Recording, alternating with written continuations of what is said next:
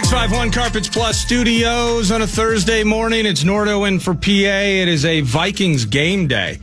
It's actually kind of a sports buffet today here locally because you start off, it's Wild at Tampa at 6 p.m. They haven't trailed yet this year through 6. I think it's like the Boston Bruins in the 60s or something like that. They hold the record through 7 games. It was like 475 minutes without trailing. The Wild trying to continue and make a run at that. So that's at 6 o'clock. We have the Wolves at Sacramento trying to wipe away that awful opener against the Lakers. Julius Randle, though, take 2 tonight at 9 o'clock. We're going to get into that a lot today. 9 to noon as well, and right smack dab in the middle. Vikings Thursday Night Football at SoFi against the Rams. Kickoff 7:15. But the Gophers are back from the bye as well. So I wanted to kick off 9 to noon. We hadn't had a lot of time this week to cover the maroon and gold, so I want to do it in earnest right out of the gates here. Mike Grimm, Gophers VOX at Mike Grimm with 2 M's, the number 3 via X. Make sure to follow him. How you doing, man? Hey, good to see you, Nordo. Thanks for the invitation. Always good to hang out for a while. I have a question. Okay. On the Wild thing. Sure. Which I think is very impressive. So how do they do that? Because they did trail at the end of one of those games, right? In overtime? Well, technically they lose that game. Right, but it doesn't count as they're behind ever? I guess not. Only in regulation they've never trailed. Gotcha. I believe, yeah. Yeah, because I get it. They've never trailed while the game's been happening. Right. The game ended, right, in the overtime, and the shootout doesn't really count. So and it's been a great start, but isn't it weird they haven't trailed, but yet they're not even in first place? It is weird. Yeah. It is absolutely weird. Way to ruin the vibe No, of the I was streak, just curious how it Way works. to dig into the details, Grim. Well, I'm a stickler. You know that. And thank you to Max, who's running this ship today. Max, good to see you, brother. Because he chimed in because it was very clear as you were asking me that question. If you looked in my eyes, I wasn't going to have a great answer for you. Yeah, I'm thinking that's got to be it. Minutes on the ice trailing is 0. Yeah, it's purely within regulation. Yeah, Yep. Gotcha. So, and even overtime, I mean, technically, right, until the end. Right at the very end, it was very sudden. That important part where the game is decided. Decided, yes. Anyway, sorry to sidetrack the story. No, that's all good. Because I've actually used that myself in different things, but I'm trying to figure out how that's got to be it. Just minutes trailed is 0. Yes, absolutely. And hopefully that continues tonight. Yeah. And crazy philosophy, just score first every game. Right. And you have a chance to win more than you lose. Good starts almost every night, right? Well, we need a good start on Saturday, my friend. It's the Battle of the Field Stormers. The Maryland Terrapins are in town. 2:30 kickoff Saturday, pregame noon, 12:30-ish, right here on your home for Gophers football, the fan. What do we know about the Terps? I mean, they're 4-3. I mentioned they beat USC this last weekend. In a nail-biter. It was 29-28. Their fan base so pumped about beating Lincoln Riley's team, they stormed the field. Yep. So it truly is the battle of the Field Stormers at Huntington Bank on Saturday, Mike. Yeah, for sure. A couple of things I think that stand out to me here and just getting ready for the game is that the way they won that game, they were down 14 to start the fourth quarter. USC led at 28-14. With about 10 minutes left in the game, Maryland scored, and they did the old, Corey Cove and I have talked about this, the analytics now suggest if you get into the fourth and you're down 14 and you score, you should go for 2. And the reason that is if you make it, now you win the game. You avoid overtime if you score a second touchdown, assuming you can make the extra point. Yeah. If you miss the 2, and you score again, then you need to make another 2 to send it to overtime. And roughly, it's right around 50% that you're going to convert on a 2-point conversion. So the percentages say you should go for 2 because you're going to make one of the 2, and at minimum, you're going to have overtime.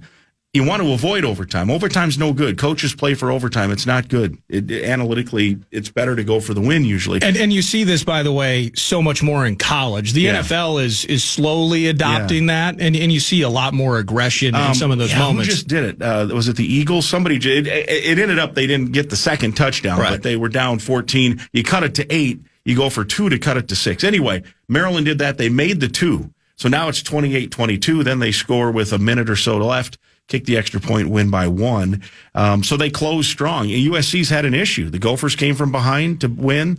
Penn State came from behind to beat USC, and now Maryland came from behind to beat USC. The other thing with Maryland is they've always had some dudes. Like, that's a talent-rich area. The D.C., Baltimore area, just even in doing Big Ten games, since they joined the Big Ten, I think that's become a richer recruiting grounds for all the Big Ten teams.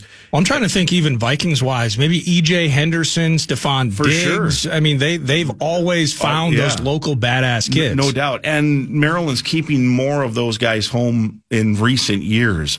I mean, Kevin Durant's from there. I mean, basketball, that's a underrated. I think in the basketball circles, people know like that's a place you go get players.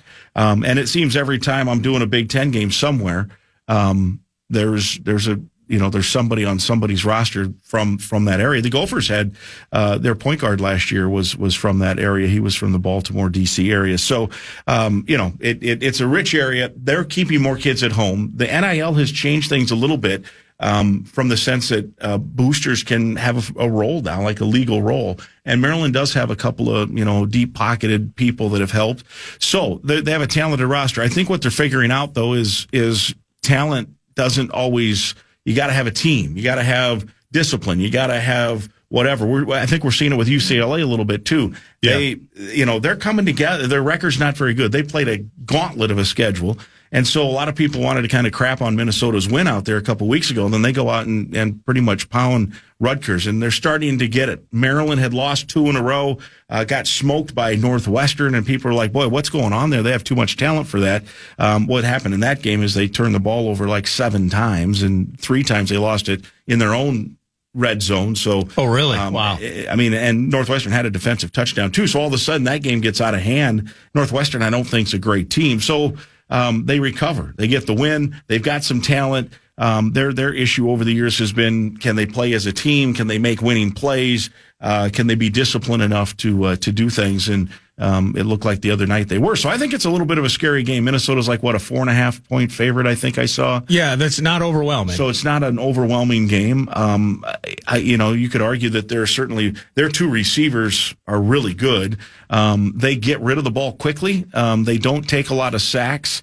And so in talking with some of the Gophers yesterday, Ethan Robinson was on my podcast this week. He has really been a factor as a defensive back. He's the one of 2 really, well, they have several good defensive backs, but of the 2 cornerbacks, Wally and him have really anchored down the outside great. Zaquan Bryant has filled in on occasion for those guys. But he talked about the idea is you still have to tackle now, right? In that, because they're going to get rid of the ball quickly. And their deal is we're going to put our guy in space, and he's going to try to make you miss. And if you miss, all of a sudden it's 2nd and 3 instead of 2nd and 9. And so if they tackle, they'll be okay. If not, because you can't jump them, because 3 or 4 times you jump them, they're going to double move you, and now it's out the gate the other way. So you got to play discipline. So I guess that's the thumbnail Cliff Notes version. No, I dig that, because just looking into it, and again, very surface level from my angle, as you and DT and Guardsy dig deeper, and you'll ultimately be calling the game, and excited to hear you do it on Saturday. But just like Billy Edwards, I'm seeing kind of, and first of all, Billy. Yeah. I like Billy's, Johnny's, Tommy's. No doubt. I mean, those are elite quarterback names. But they kind of air it out a little bit, or maybe they don't air it out a little bit, but it is that function of quick passing, avoiding loss or negative plays. You're getting to the boundary immediately, and you're forcing these guys to, in their case, miss a tackle and get going. No doubt. But Roman Hembry, I think, is the name of the back. Yep. So he's their version of Darius Taylor, it looks like. He does it all. He's catching passes, bunch of TDs. Hembry, one of the good backs in the country. Yeah, and they've, that's their deal. Like, a lot of times people say, why don't all teams just get rid of it quick? Well, if you don't have really high skill players on the outside, that doesn't do anything for you. So you need those guys to give them some time to somehow separate. These guys are skilled, and the running back's very good. He's averaging almost 5 yards a carry. He's got 4 touchdowns. And as you mentioned, he can catch the ball out of the backfield as well. I think he's got over 20 pass receptions. And then, like I said, they're skill guys. Ty Felton is one of the best receivers, period, in the country. Doesn't matter what conference. He's got 64 catches. 800 yards. Yeah. So they've got some dudes. I'm telling you, they got some dudes. So it's a little scary game, because I think fans look, Maryland, they lost to Northwestern. The Gophers should have an easy. And sometimes people, you're just coming in trying to set up in case they lose or whatever. Sure. Look, I'm just being honest. This is this is a talented Maryland team. They've been recruiting at a higher level than they normally have for a few years here, and it's going to be that, there's a reason it's just a 4-point game. I mean, that's basically a coin toss, right? Effectively, yeah. When you count the home field edge in, this is a matchup that Minnesota's going to have to come ready to go. There's no question. I'm glad you mentioned the UCLA game, and I didn't see a ton of people poo-pooing on it, but I also remember more so into the game where it was like, thankfully it's UCLA, right? You don't want to let down, Coy Parrish is being carried off the field. We can't go take an L out west, 100%, right? And at least it's UCLA, new coach, and we should just be able to mop the floor with them. They did have a gauntlet. Like, they were taking Penn State to the wire. Like, I mean, these guys, that's an awful schedule. You almost kind of feel bad for the head coach, right? The 4 losses they had going into the Minnesota game, those 4 teams that beat them were combined 20-1. Indiana, who's still undefeated, Penn State, who's still undefeated, Oregon, who's still undefeated, and who's their 4th one in there?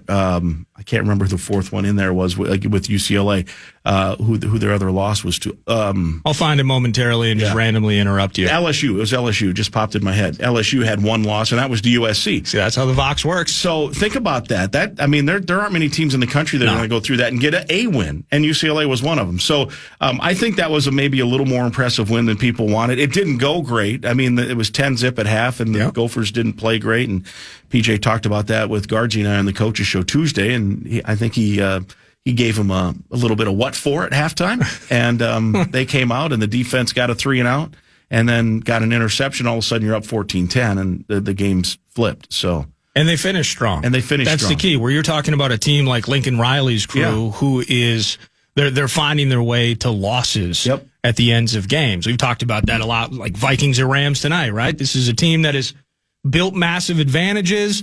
And then hung on for dear life. And then suddenly, after a few weeks here, starting at Lambeau, a few weeks ago, now it is that white knuckling situation. And if the Gophers are able to, and the Vikings came out alive in most of those cases until Sunday against the Kitties. Now with the Gophers, maybe this sounds dumb. Is this a team that needs like a 50-point offensive explosion? And maybe the way that you're framing it up, I don't see this as being a beatdown one way or the other this weekend. Yeah. But there has been a little bit of a grind and a little bit of a slog offensively at times for this group. And so, when you're playing the Nevadas of the world and you're cruising your way, with shutouts through non-conference, that's all fine and good. But it's been nothing but just absolutely just grind for every single yard. You get 200 from Darius against the Trojans. That's sweet, and it was beautiful. There was explosive plays, and Brosmer just, don't screw up the game, and his leadership and I think his poise in some spots has been impressive. You've seen him grow, I think. Have been incredible, Absolutely. But in some ways, does this team just in a muddy Big Ten, like, can we just get like that 50 burger with this offense this weekend? Would be great. Let's do it. I'm in. If you're in, I'm in. Let's take the 50. Exactly. That's why I think it's a dumb question. It's just I see what you're saying, because I agree. I think the players and the coaches on the offensive side of the football are trying to find an identity a little bit. I'm not saying they're in between. I think they know what they want to be. I think they want to be a controlled passing team. Quick hitting, short passes, pick your spots when you want to go deep or even intermediate, use the pass game to set up the run. And that's a total change from what this coaching staff and this team has done. Their identity had been run heavy, right? Oh, yeah. And so now I think they're all trying to figure it out, right? 2nd and 4 for 6 years was a handoff down to Mo Ibrahim or Rodney Smith, right? 2nd and 4, you're going to give it, and you're either going to get the first or you'll have 3rd and 1, and then you'll sneak it or whatever. Well, now that is different. I'm not saying they're not capable of handing the ball off on 2nd and 4. They'll do that, but I think they also think that one of the strengths of this team is the quarterback. And so they want to put the game in his hands. He's been a great decision maker. He's a really good leader. He has a total grasp on the concept of how to win football games, right? So I think they're all trying to figure out, how do we do it while also still maintaining kind of the slow down, we're going to melt the clock, we're going to try to win time of possession. It becomes hard to score 50 when you're playing that way, right? You just don't run enough plays. You just don't have enough series. And they want to, Greg Harbaugh, the offensive coordinator, even yesterday talked about the idea. Part of the reason is they want to make sure the defense is in good shape. It's complementary football. You go out and run 3 hurry-up plays and you're 3 and out. They've been on the sidelines for 52 seconds. Hey, go back out and get another 3 and out. even if they go 3 and out, they want that to take some time. And so there just isn't the sheer number of plays. Like you watch Indiana play anybody. I mean, they're running up there. It's like old Indiana when Kevin Wilson was the coach. They're running a play like every 9 seconds. And they don't care about 3 and outs because they say, all right, we'll get the ball back and score next time. And that team has been really impressive offensively. They've got a quarterback who's, and I don't know what the latest is. He got injured last week in their win over Nebraska, but they're putting that guy in the Heisman discussion. Yeah. I mean, they flash up on ESPN, the Heisman guys, and he's in that mix of lists. So they're running a bunch of plays. So it's probably going to be easier for them to hang 50 than Minnesota. What would it be nice, though? I mean, they have nearly 350 points this year. Yeah. The Gophers, I think, have scored about $175. Yeah, exactly. That's the disparity, and ultimately more goes into that. This Indiana defense, by the way, hasn't been too bad. I think. Yeah. You're right. From that standpoint. So, Indiana is doing what is going on in Indiana? Well, I think it's a combination. It's been a nice convergence, for lack of a better term, of a bunch of things. One, they've had a softer schedule. It isn't like what UCLA's played. Right. Nebraska last week. Here's the thing, though. They're handling it. I mean, there's been Indiana teams that have soft schedules before that haven't handled the schedule. Two, with the new rules, you bring in a new coach, he brings in a new team. Yeah. I mean, 5 years ago, this would not be happening 5 years ago. And that's not a discredit at all. They hired, that looks like the right guy, this Kirk Cignetti. He's a piece of work, too, man. I mean, in his second news conference, have you ever seen that quote? I don't think I know what you're talking about. One of the, I think it was his second news conference of all time. He does the introductelly thing. Okay. And then he's introduced at the basketball game, and, he does the coach thing at halftime, he's doing the deal, and he's telling the fans what they want to hear. Purdue's their big rival. He's like, we hate Purdue. And then he goes, and we hate Michigan and Ohio State, too. And the place goes nuts. And people are like, whoa, the Indiana coach is going to be talking crap about Michigan and Ohio State. What's going on? And then, like, his second press conference, somebody asked a kind of a weird question. Like, how do you think you can win here? Like, kind of audacious to think you can just waltz into Indiana, a basketball school, and win football games where they haven't won forever. And he's like, I win. Google me. Okay. It's like, what? Wow. I mean, that's pretty confident. Google me. I win. So, I love that. And if you do Google him, you do see that he's been had at a fair amount of winning. 3 different spots. He was at Elon, James Madison, and I think this is his 4th stop. I think he had a Division II stop. He was an assistant for Nick Saban at Alabama for a minute. He was an assistant at North Carolina State. Elon. Maybe he coached Vikings offensive lineman Oli Udoh. He may have. We should cross-reference that. And then he was the quarterback's coach for Phillip Rivers at NC State back in the day. So this guy has been around. Anyway, so it's been a nice happenstance of things. A softer schedule that they're handling big. And then the other thing is he had such a great team at James Madison last year. He brought 15 guys from James Madison with him. So when you do that, and now you've got some coaches that have stayed together and have a system, and then you got 15 players that now are able to tell, it's not everyone's a freshman. Like I always said years ago, a new coach comes in, seniors are freshmen. They're all learning new stuff. They don't know even simple stuff. What do we do in practice? How's practice structured? Oh, when this happens, where do we even go in practice? And when you got 15 guys that have been in that system to help everybody, so it is all, and he's added, I think it was 30 transfers. It's still mind-boggling to me. I mean, new faces every year, and it's a new world. They have to get used to it. But we saw, I think it was NC State. By the way, Cignetti did coach Elon. He did. He coached Oli Udoh. Good research there. This is the stuff that listeners want to know. No is question. The 6 degrees of Oli Udoh and Kurt Cignetti. The NC State, one of the teams that went deep in March Madness, college hoops. I think their entire team were just first-year veteran transfers into the mix. So they're all seniors, 5th-year, 6th-year guys. And it's mind-boggling to me still how, and in some ways, I don't know if it's easier because there's physically a smaller number of players on a hoops team that I just need to get 5 guys and maybe up to 7 or 8 that actually can contribute and gel. Whereas you're talking 30 new bodies with a football team. That's just pure insanity to me. Agreed. And these coaches have to be going nuts. Didn't Deion have like 70 last year? 70 new guys. I mean, he ran everybody out, brought new in. So that's hard. But so tip the cap to what Indiana's doing. That's been impressive. But it gets back to your point. Is Minnesota just going to hang a 50-something on somebody? They don't run a fast enough pace, and they want to slow it down a little. And on the flip side of that, it also slows the other team down. I mean, a team like USC scores a lot of points. They only scored 17 because they also ran fewer plays. They didn't have enough plays. Yeah, the game shrinks. It's a little bit like Dick Bennett basketball, Bo Ryan basketball. You slow it down, and then you just try to win the point per possession. Right. And if you do that, you win a lot of games. And that to get back to that, are they going to hang a 50 burger on somebody? I would love that. They put 48 on Rhode Island, and I think they had a pick 6 in that game.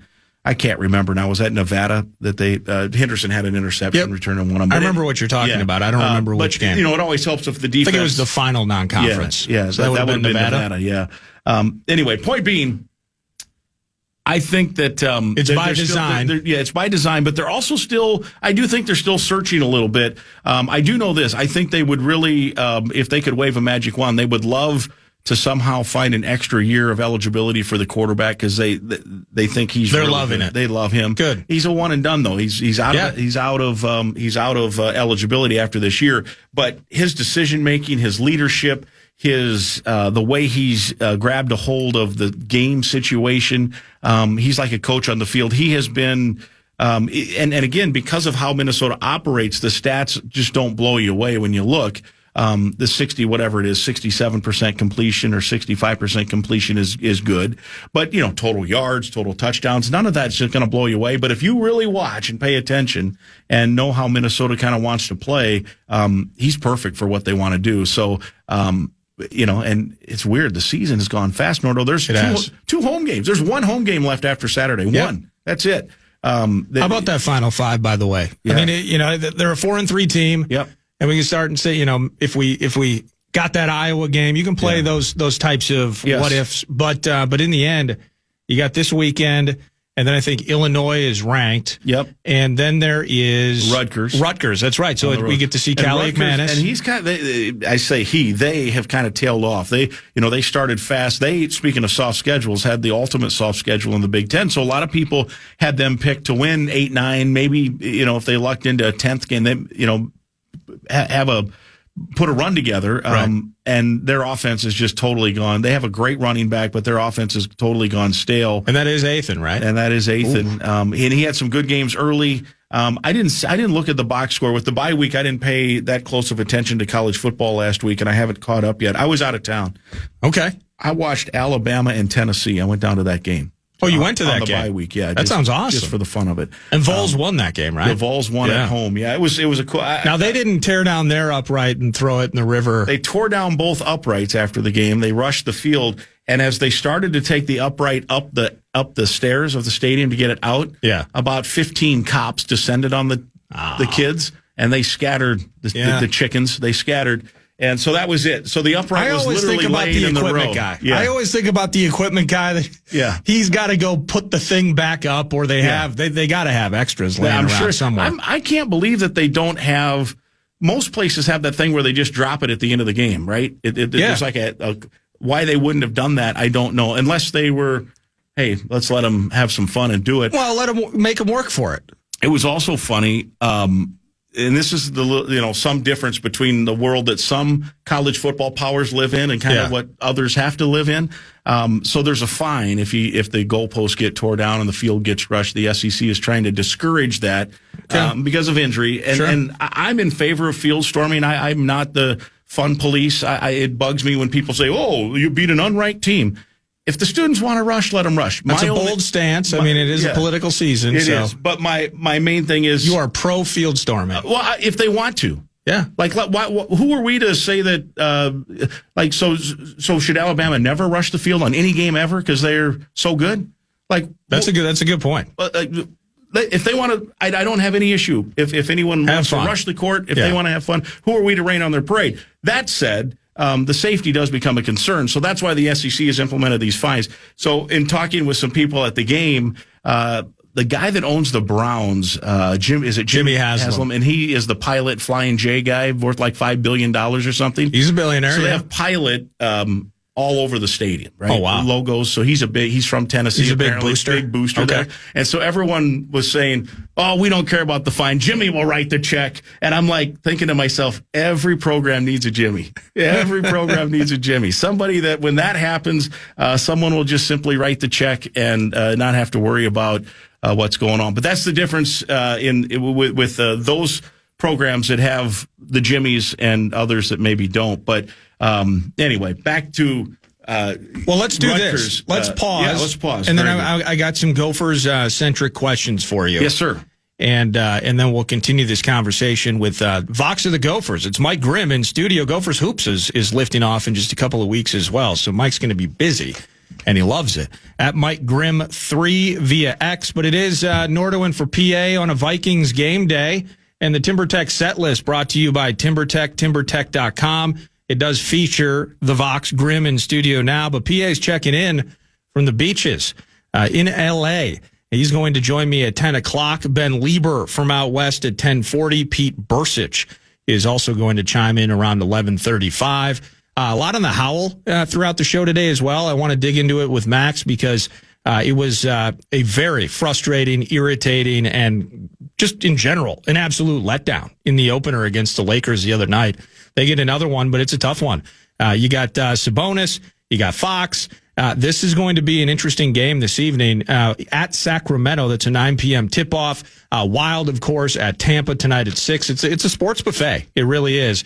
And we're going to continue around the corner. Thank you, TimberTech, for the set list. We got a cash thing from Max and then more with Mr. Grimm next. Yes, sir. The Fan and 2 men and a junk truck want to give you a shot to put $1,000 in your hand with our national cash contest. Enter the keyword WIN. That's WIN at KFAN.com now for your shot at winning. That's keyword WIN. Enter it now at KFAN.com. Get ready to laugh until you cry. Nick Swartzen, the hilarious star of Reno 911 and Grandma's Boys, bringing his side-splitting stand-up to the State Theater on January 10th. Don't miss your chance to hear his outrageous stories and unforgettable jokes live. Tickets are on sale now. Get the full details at KFAN.com, keyword calendar.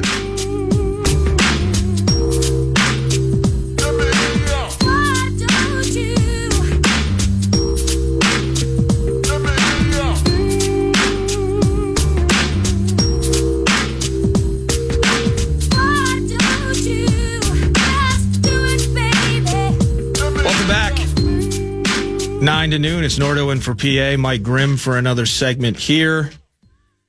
How does PJ handle the bye week? I mean, like in the NFL, we're picturing coaches, candle burning at both ends. They're stripping it down to the studs and they're rebuilding, right? But, I assume at least several of those days is a recruiting trip of some sort. There's all sorts of meetings. And then eventually he gets to kind of come back to the mix and go, oh, yeah, this is what was working. This is what hasn't been working, and we got to get better at it. Yeah, and I think now the coaching staffs have gotten so big. There's more analysts and more full-time guys to do a lot of stuff, where years ago at the college level, I think a lot of the bye week was spent self-scouting. Like, you do a bunch of stuff. I asked PJ about that in the show because I remember a few years ago he talked about they spent a bye week with the offensive coaches doing a scout as if they were playing the Gopher defense, and then vice versa, and then comparing so that then the Gopher defensive coaches would say, hey, here's what we're seeing. This is how we'd attack this, vice versa. And then you could try to, shore up maybe some of those holes or weaknesses in your team. I think now there's so many guys that are studying film all year long within a staff that they don't have on-field coaching duties, but it's different here. I mean, they've got many. That was one thing. I was watching that Alabama sideline when I was at the game. Yeah. There's so many coaches. Like, near the line of scrimmage, the whole 10 yards by the line of scrimmage, all dudes in polo shirts. And they're all screaming something to somebody. Oh, yeah. I'm like, how is it possible? They got like one coach for every position out there. I think Kalen DeBoer wants to go back to what is now the Washington, Big maybe? Ten. Yeah. I think. Man. Well, anyway, so I think a lot of the self-scout stuff is happening as the season goes The on. assistants, the So guys that get paid to create clip packages and things like that. And these analysts and young up-and-coming guys that want to be coaches that are smart football guys that can put tendencies and stuff together. So they did some of that, but I don't think they did as much as usual. Coaches then set a schedule. They all at some point were out recruiting. The ones that hit the road and recruit. PJ said he was in California for some of the week. He's got a commitment from a quarterback out there that they love that's having a great season. And so I think he went and I don't know if he watched a game or just visited or both. We didn't get into the total details. And then they practiced a few times and let the young guys have their day and practice. I know at one of the practices during the bye week, so not current week, last week when they didn't have a game, Daniel Jackson and Max Brosmer were on with Guardsy and I on the coaches show, and they got there a little late because they were at practice and they were telling us that they didn't really practice. They were running the offense for the young guys.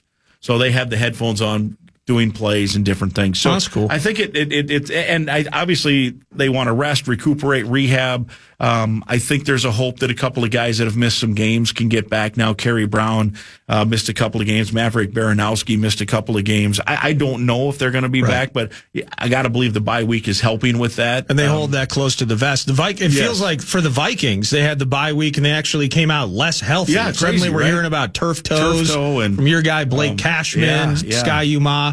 All that, but hopefully the Gophers got healthier. They got a little healthier, and the one thing is they didn't play a game. So even if what you can get out of that week is maybe there were some guys that couldn't go, but there's no game, so you don't miss anything. And now maybe a week more gives them time to play, and now you're back at it. They also have another bye week coming up in November. It's one of those weird calendars this year. Every team has 2 bye weeks, so they have another bye week on November 16th which will leave them 2 games left in the season after that, the home Penn State game and the road Wisconsin game. So I think it's the way Labor Day and Thanksgiving fall.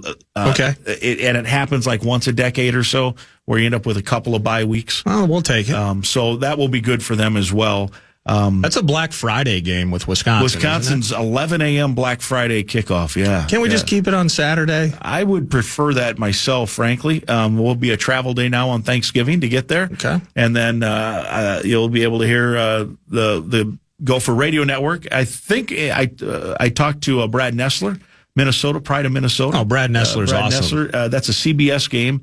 And when I chatted with him at Big Ten Media Day, he said that he was certain that they would get that assignment. So who's his sidekick now? Gary Danielson. It's still Danielson? Yeah. Okay, that's my bad then, because I thought Danielson had retired.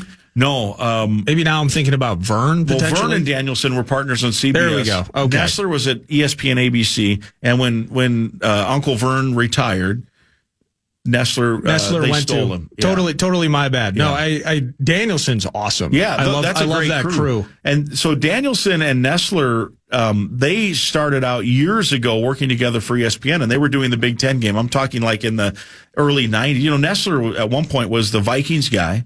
He was the Falcons guy, and then ESPN hired him, and he had been there forever. And then he lives in Atlanta now, and he's just one of the nicest guys ever. When you see him, he just loves to chat. And Pete Bursich and I did a show with him, I'm going to say 4 or 5 years ago at the National Football Foundation. He won the Sid Hartman Media Award. Yeah. And I think PA was out of town, so Abbott asked if Bursich and I would host the show on KFAN. And Nessler, we just had a great conversation. He's from St. Charles, Minnesota State Mankato grad. And what a career, man, and what a voice. Not bad. I mean, when you turn the game on and Nessler's doing it, it's an important game. He's one of those guys that just he's getting the big assignment. It's a big event. Yeah, it's a big event. He has the 2:30 Big Ten Saturday game now. He was joking with me. He lives in Atlanta, and the geography of it. There's so many of those SEC schools that are drivable from Atlanta. And now from Atlanta, he's doing Big Ten game. He was, I think, in Oregon last week. So he's got these long trips. So anyway, that's a long story to say. Black Friday game, I think we get Nessler on TV. So if we'd love you to listen to the radio, but Nessler's a great dude. Well, absolutely. Yeah. kegs and eggs on Black Friday. Yeah, That's perfect. How about that? So I guess Do the all good your news is shopping Saturday online is free now. So no, that's perfect. The you mentioned that he might like a QB potentially out west, or there's somebody or somewhere committed. He's committed. He's committed. What about a kid from Laguna Beach? And then they have a true freshman, Drake Lindsay, on the team. And that's what I was going to ask about, because it is one and done for Brosmer. Yeah. But all I've heard is how much people love Drake Lindsay. Yeah, he's got like NFL size. He's 6'3", 6'4", nice arm. The new catchphrase, for a while, these catchphrases of quarterbacks, it was on time, on target, right? Aaron Rodgers kind of invented the throw them open. Like, I had never heard the term throw them open until people started to use that, but 15 years ago with Aaron Rodgers, you threw them open. Well, that's now a normal term. So the thing I'm hearing lately, and maybe I'm way behind, maybe this term's been used forever, but they talk about it with Lindsay, is he shapes the ball nicely, meaning you throw it to where it's supposed to go and the receiver's supposed at to be the right there. arc, the right touch, all that stuff, that he shapes beautiful. it well. His grandpa was a Viking. Drake Lindsay's grandpa was a Minnesota Viking. So, really? Yeah, I forget his first name. Lindsay. Anyway, it's not Everett Lindsay. No, that I don't know. I can't remember his first name. Look it up. Google me. I win. Oh no, that's something else. But anyway, Lindsay they like, and I think he's the heir apparent. I don't think they'll hit the portal. Unless something falls in their lap, I think they're going to say, we want this kid. He'll have 4 years of eligibility. And then the kid from Laguna Beach who's committed will come in and compete as well. And I think that's how they'll go. I just think it's hard if you're going to do transfer portal quarterbacks, because they're going to have limited eligibility. And do you want to chase down a portal quarterback, every year or every 2 years? Right. Where, if Lindsay comes in and he's good, like they think he's going to be, then you got a guy for 3 years or 4 years. But by the same token, if he's really good, then you're going to have to, for 3 years, fend off suitors with the new transfer portal and NIL rules. So, hey, what is a good season as we go through the Final Five? Like, how do you wrap up? Great question. Because I'm trying to wrap my mind around it. I do think, I think everyone in the Big Ten has to kind of readjust what they think a good season's going to be.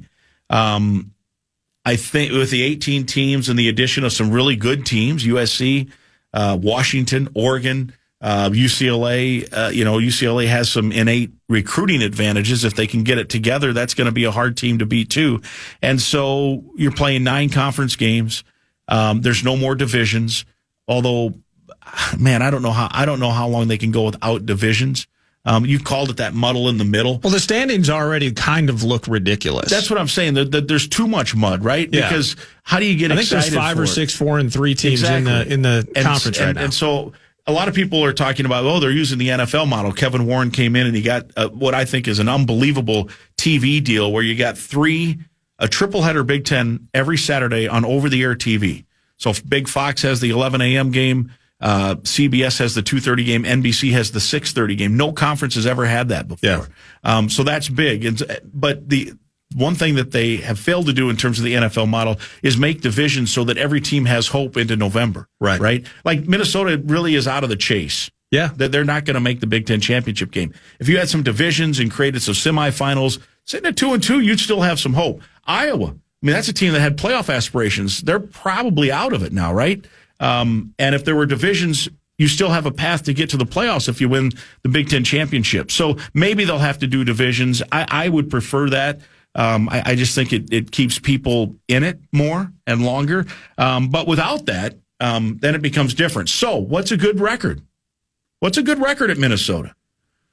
It's a harder schedule. This season's been the hardest schedule in a while. If you just look at the schedule, you say 7-5. Yeah, I think so. So that's Bielema's team at Illinois, and that's Penn State. That's you're almost assuming those are losses. Yeah, if you think about it from a 7-5 standpoint, but you got to handle business for the Axe at the end. You got to handle some other business. Just to get to bowl eligibility, you're going to have to win 2 more. That's why that North Carolina game. I don't know. The academics at this school is unquestioned. Well, that's true. You could Quick Lane Bowl's always open. You could go to Detroit or Dallas and one of those games. True, but I'm saying just generally, philosophically, not just even this year, Nordo. I'm saying just in general, what is a good year? 12 games. You got 9 Big Ten games, and I think without the Big Ten West, which was an advantage for particularly like Wisconsin feasted, right, for a number of years. Iowa went to 2 of the last 3 or 4 Big Ten championship games. That's now you got to be the 2 best teams go out of 18. So I'm thinking even Wisconsin fans and Iowa fans, they're going to have to maybe adjust because you're no longer in the mix now. If there's a Big Ten West, Gophers are in the mix, Hawkeyes are in the mix, Badgers are in the mix. They're not in the mix right now, and it's October 23rd. There's going to be, and no matter how they do it, I mean, if you just did divisions mostly geographically, Michigan and Ohio State fans are not going to want to be in the same division because they want the opportunity and whatever some sort of playoff bid would be. The West Coast teams, I guess, that for travel kind of makes sense to have those 4. But you'd have Wisconsin, you'd have Iowa, you'd have Nebraska, maybe you throw Purdue or Northwestern into that mix. Yeah, somebody, no matter how they do this thing, as you put more teams in the pot, it's just a bigger fan bases are going to be unhappy. I've joked. I look on my phone at the standings. I got to thumb through it 4 times to get to the end. Right, you got to scroll through, and then on top of it, on the flip side, so it's harder. I think the records might not be as good, even with a good season. Yeah, right. Like 7-5 isn't a terrible season the way this thing's constructed now. That's going to be a nice season for a lot of teams in the Big Ten now. If you can, here's what I think the goal should be at Minnesota, that every now and then you've put together a roster, you've recruited well, things have gelled, you found a couple diamonds in the rough that have turned into all Big Ten kind of players, and every now and then you put a run together like they did in 2019. Like in 2019, they would have had a chance to make the playoffs, a 12-team playoff. Right. At one point, they were, I think, ranked as high as 6th or 7th, maybe. And so you're going to make the playoffs if you can finish out that season. A 10-2 Big Ten team is likely going to make the playoffs. And so can you piece together, you'd love to win 7-8, go to bowl games, and then, try to figure out how you can once every, what do you think? Once every 2 recruiting classes, once every 8 years, 10 years, try to string together a 10-win year and make some noise and maybe sneak into the postseason, maybe sneak into the Big Ten title game. It's realistic. I don't know if it's palatable for certain people, but I think people have to come to that's the new age. Yeah. And the other thing is, I think Minnesota's doing okay with NIL. I don't think they're in the top third. They've done a nice job retaining players from last year to keep them for this year, which has been big. Why this defense has been pretty good this year. They retain depth, which you need. But you're going up against Ohio State and Oregon. I just saw this stat. I don't have it in front of me, so I'm paraphrasing here a little. I think there are 11, I'm going to say 10 or 11 5-star kids recruits committed to Big Ten schools. Whew. All of them are going to Ohio State or Oregon. Yeah. So now Michigan doesn't have a 5-star recruit. Washington doesn't.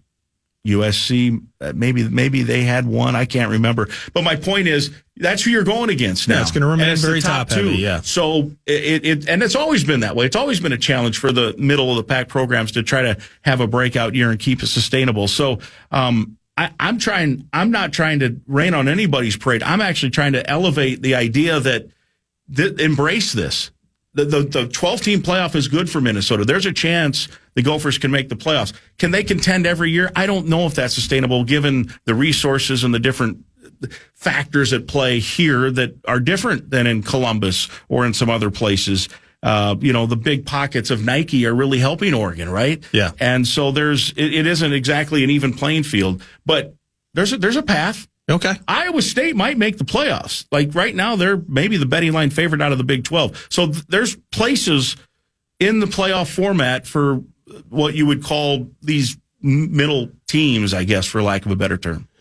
That's Mike Grimm, voice of the Gophers. Thanks for hanging out with me this morning. Loved it. Always enjoy the invite and glad to do it. That was fun. And you're going to be on the air pregame 12:30-ish, 12-ish? 12:30. 12:30 on Saturday. Guardsy will have the pregame, and it's a 2:35 kick. It's homecoming. I think there are still some tickets left, so gophersports.com. Let's fill that baby up. 3 wins in a row would be huge. Get them to 5, and you'd head into November feeling pretty good. Absolutely. At Mike Grimm via X. Thank you for hanging out in studio. Top of the hour, we're going to meet up with PA. He's out in L.A., And Gophers on Saturday, but Vikings today. It is Vikings game day, 7:15 p.m. kickoff at the Rams at SoFi. Purple heavy vibe for the remainder of the show. We'll jump into the Howl at Sacramento tonight. Wild at Tampa Bay. We continue next, 9 to noon on the Fan. Don't miss the high-stakes action as the UST Tommies battle the Golden Gophers at XL Energy Center on October 26th. Enter for a chance to win tickets to this game that promises to be unforgettable right now at KFAN.com keyword contest. That's KFAN.com keyword contest to enter today.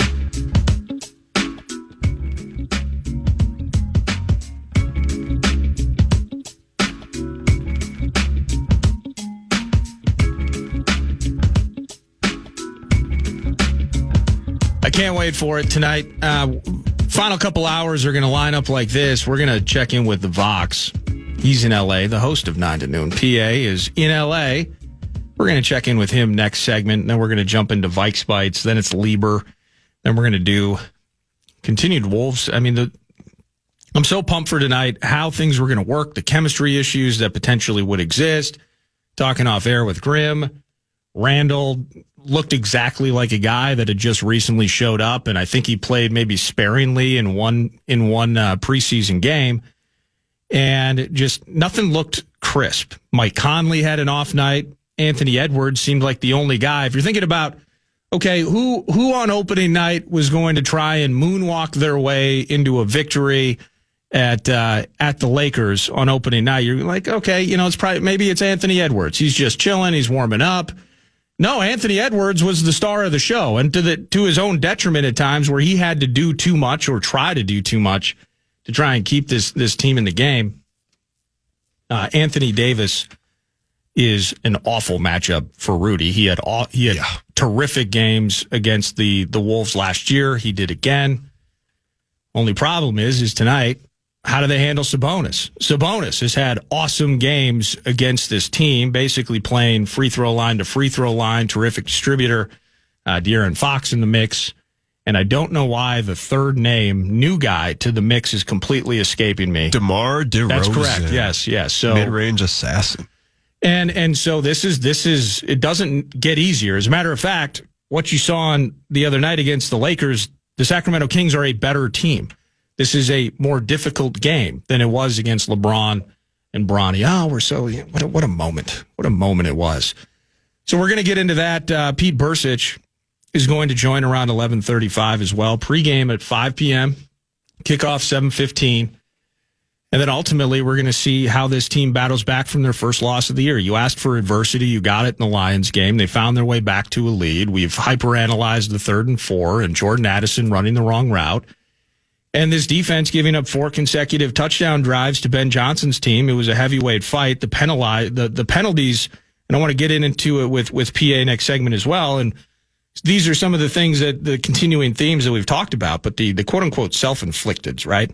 And that can happen against McVay and the Rams tonight. And now, the subterfuge and the game playing with the injury reports and stuff. There's no game being played with Cooper Kupp. He's back. You're going to see Cooper Kupp tonight. No Whittington. Tutu Atwell, that's great. He tried to fill in the best he could. Tyler Johnson, I know we're all Gophers fans. That's great. No, Cooper's back. And that creates a problem. And Puka Nacua, well, he's limited. What does that mean? Is Puka going to be back? Ugh. This is a problem. For a team that, much like Kevin O'Connell, it's the teacher and, as PA would say, the tyro going at it tonight. A lot of the great things we love about our offense, what do you think taught it to him? So we're finding guys in space, scheming guys open, specifically daggering the middle of the field. And we were watching Gilmore running laterally, trying to keep up with Khalif Raymond. He trips over himself and falls over. Some of the things that we saw against Ben Johnson's crew, McVay is poised to do it. Cooper's back, and that's going to present some issues. So we're going to talk about that with the Vox. Then we get into Fan Line. Then there's a Friday feast tomorrow. And it's a good thing we started off with Grimm and the Gophers. We're going to be in Dinkytown. We're going to be right next to the stadium at that Buffalo Wild Wings across the street from Huntington Bank Stadium. Charchie's going to be hosting. Pete Bursich, I think he might just get off the plane and go to the feast. I'm not quite sure. But Parker Fox is going to be in the mix. We're going to have some Gophers football related conversation, but we're going to be breaking down at the feast tomorrow at B-Dubs next to the stadium what hopefully is a Vikings victory. So we're going to catch up on things. We're going to call PA. He's in LA. Hopefully he's dipping his toes in the sand. We shall see. But we're going to break down tonight's game next segment with the host of 9 to Noon, PA himself, as we continue on here, a game day 9 to Noon presentation on the Fan.